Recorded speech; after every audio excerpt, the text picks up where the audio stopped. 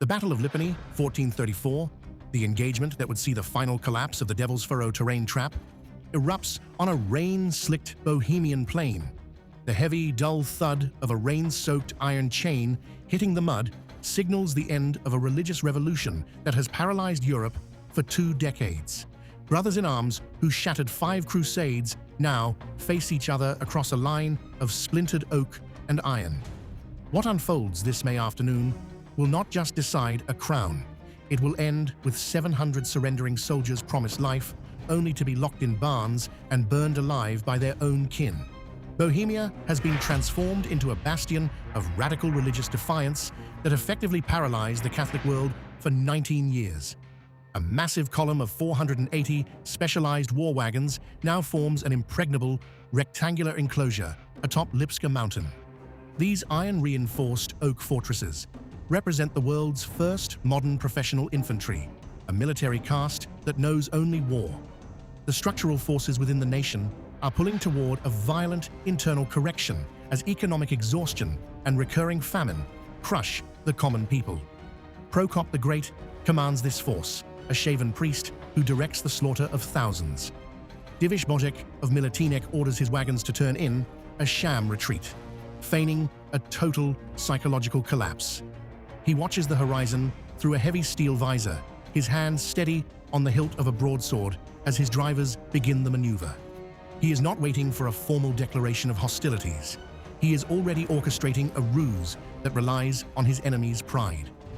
Bořek believes the radicals' years of invincibility have blinded them to the possibility of a tactical trap. This veteran commander, a former comrade of the legendary Jan Čapek, understands the very tactics he is now dismantling. The radical field armies move through the Kujim region toward a final reckoning on the plains of central Bohemia.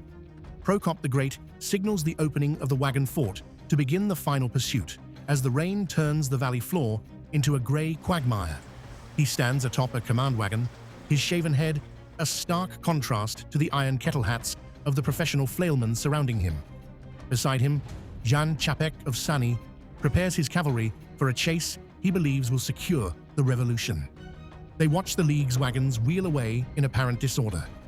Prokop expects a total rout of the noble lords who have finally lost their nerve. He watches through the smoke of a guttering torch as his infantry pours out from the protective gates of the wagenburg. He has never seen the League execute a retreat this fluidly, yet he calculates only for a broken enemy.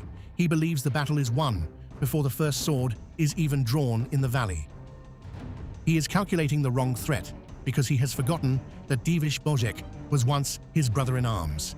This fatal assumption is the crack through which the revolution will bleed. The command to abandon the high ground sets the entire trajectory of the radical cause toward total destruction. Prokop and Čapek commit their 10,000 professional soldiers to a descent into the valley, abandoning the safety of their wooden walls. There is no deliberation in the movement, only the frantic momentum of men who believe they are hunting a dying animal. The iron chains of the fortress are cast aside, and the ramps are lowered into the mud. This single decision transforms an impregnable defense into a vulnerable mass of bodies in the open air. The Devil's Furrow terrain trap sits waiting in the center of the valley as an ancient, deep geological fault line. It is a natural, defensive trench that has become a quagmire of standing water and deep, sucking silt after the morning's rainfall. The radical infantry must navigate this physical obstacle to reach the retreating League, their heavy brigandines and polearms weighing them down with every step. To Diviš Bořek, this terrain is not a neutral backdrop. It is the physical mechanism that will pin his enemy in place. The high ground they left now looms behind them as a lost sanctuary. Both sides take their positions in a tense standoff that has lasted for 3 exhausting days. 720 League wagons sit in 11 deep lines, their gunners blowing on slow matches to keep the embers alive in the damp air. The radical infantry reaches the valley floor, their battle cries echoing against the slopes of Lipská Mountain as they prepare to finish the lords. Every weapon type is represented, from the heavy steel crossbows to the recoil-stabilized hook guns. This is the final moment of order before the chaos of fratricide consumes the field. The first exchange of artillery fire threatens to shatter the League's wagon lines before the ruse can even be completed.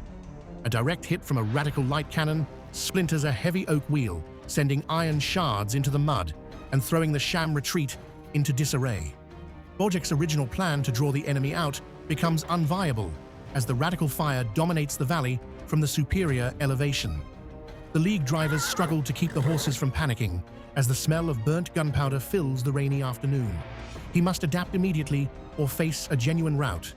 The Battle of Lipany 1434 enters its most violent phase as the point of no return is finally crossed. Bořek orders his wagons to execute the complex tank maneuver, firing their cannons while in motion to maintain pressure despite the blistering radical bombardment. He commits his entire force to the counterattack under maximum pressure, ignoring the splinters and the screams of fallen horses. The promise of a tactical ruse is now visibly in motion, though the radical commanders cannot yet see the mechanism. The hidden cavalry under Nicholas of Zvikov begins its wide, silent sweep. The League's wagons suddenly wheel around with surprising speed, chaining their wheels to form a new, solid wall of fire. A devastating volley of grape shot from the Hofnice howitzers tears through the leading ranks of the radical infantry trapped in the furrow. This is the first revelation of the outcome's mechanism. The retreating enemy was never retreating at all. The professional flailmen find their momentum arrested by a wall of pikes and pavises that appeared from the chaos. The radicals have lost the advantage of the hill and gained only the mud of the valley. The radical infantry becomes bogged down in the Devil's Furrow, their formations collapsing into a frantic scramble for survival. A commander on the hill sees the League's hidden cavalry emerging from a fold in the terrain, riding in a wide arc toward the undefended wagenburg. The moment of maximum uncertainty arrives, as the radicals realize they are caught between a fixed line and a sweeping hammer. Fear ripples through the professional ranks as the realization of the trap takes hold. They are cornered in the killing zone of the valley floor. Jan Čapek of Sány watches the League's heavy cavalry slam into the open gap of the radical wagon fort. He realizes the wagenburg is lost and makes a stark, realistic assessment of a collapsed tactical situation. He gives the order for his riders to abandon the field and flee toward the town of Kolín, leaving the infantry to their fate. This act of perceived betrayal is the commander's final choice under pressure, a decision that preserves his force while dooming his cause. The fatal assumption he shared with Prokop has finally destroyed their defense. The outcome becomes mathematically inevitable, as Nicholas of Zvikov's cavalry breaches the radical enclosure from the rear. This is the moment the antagonist's fatal assumption is destroyed. The fleeing lords have seized the high ground and the fortress simultaneously. The radical infantry, still trapped in the muddy furrow, finds itself attacked from both sides by veterans who know exactly where the wooden walls are weakest. The mechanism of the Sham retreat has functioned perfectly. The invincible radical union is no longer a fighting force, but a mass of the dying. The field goes silent as the systematic slaughter of the radical infantry begins in the hours following the breach. Prokop the Great is cornered among the splintered remains of a supply wagon, surrounded by the bodies of his faithful brothers. He refuses to flee, his shaven head bowed over the blood-stained wood of the fort he could not hold. The most counterintuitive consequence of the day is not the military defeat, but the cold, calculated cruelty of the victors. The cost of this victory will be felt in every barn in the province. The radical army suffers a complete psychological and structural collapse as hundreds of survivors surrender under the promise of re-enrollment. They are marched across the muddy fields of Lipany, their weapons cast into piles and their banners trodden into the silt of the Devil's Furrow. The hours after the battle are defined not by a casualty report, but by the sight of 700 men being led into agricultural barns. The revolution that survived 5 crusades has disintegrated into a collection of prisoners. The invincible field armies have ceased to exist. The immediate strategic consequence of the slaughter is felt in the court of Sigismund of Luxembourg, who finally sees a path to his crown. This victory at Lipany clears the way for a negotiated peace that the radicals had spent 15 years preventing. One court, one king, and one nation have been fundamentally changed by what happened in the mud of a Bohemian valley. The shockwave of the defeat will travel through every capital in Europe, signaling the end of the Radical Hussite era. It earns the world the right to ask if it was worth the cost. So why does almost no one remember the battle that started everything and ended a revolution?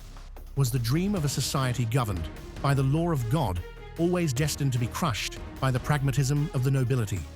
The fields of Lipany hold the remains of men who fought for 2 decades, only to be betrayed by the very tactics they pioneered.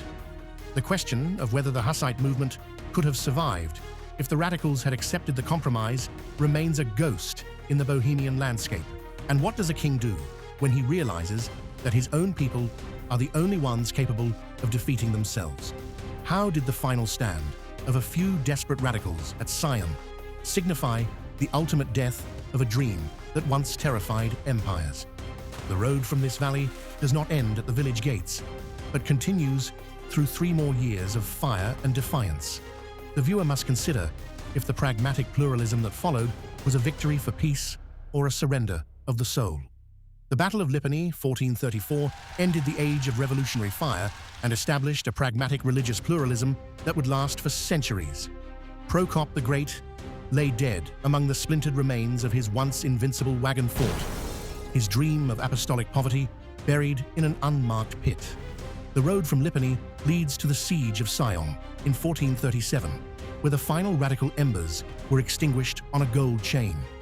The moderate Hussites secured their chalice, but they lost the fire that had once unified a nation against the world. The road from Lipany runs directly to the final stand at Sion, and to a confrontation 3 years later that will decide the ultimate fate of the radical cause. Subscribe to stay with this series. The next engagement is already in production. If you are watching on a television screen, the QR code on screen now will take you directly to the subscribe button on your phone.